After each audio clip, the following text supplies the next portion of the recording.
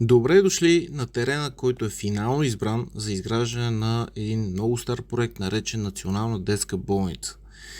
Преди повече от 45 години, през далечната вече 1978, започна строежът на Националната детска болница, тогава в двора на една съществуваща софийска болница. Първата копка е на Тодор Живков.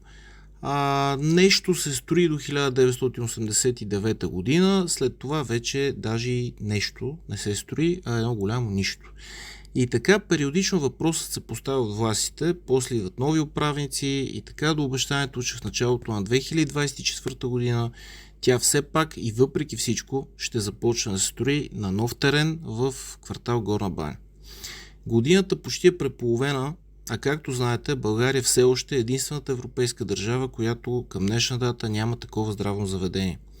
Служебният кабинет наскоро разреши на частната търговска лига да построи многопрофилна болница Мама и аз край София с 400 легла, от които обаче само 10% педиатрични. 24 часа по-късно, под обществения натиск, решението бе отменено и така стигна до актуалната ситуация, в която Министерството на здравеопазването си постави за задача да ускори процеса възможно най-много. В тази връзка обещанието е, че до края на месец май или в рамките на буквално няколко дни, тук в Горна баня, на този терен, ще започне премахването на изостаналите сгради, които виждате. Така че след това да може да започне изграждането и на самата болница.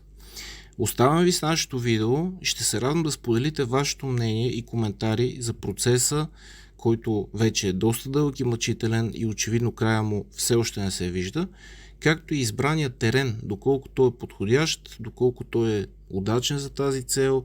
Виждате, близо до него има друга съществуваща болница, или всъщност към днешна дата дали изобщо терена вече има значение, или за нас просто е важно да имаме такава болница като всяка модерна европейска държава. Та ще се радвам на вашите коментари в полето по-долу под видеото и разбира се, може да се абонирате за канала, а ние обещаваме да ви държим в течение с още видеа от тук. Благодаря ви.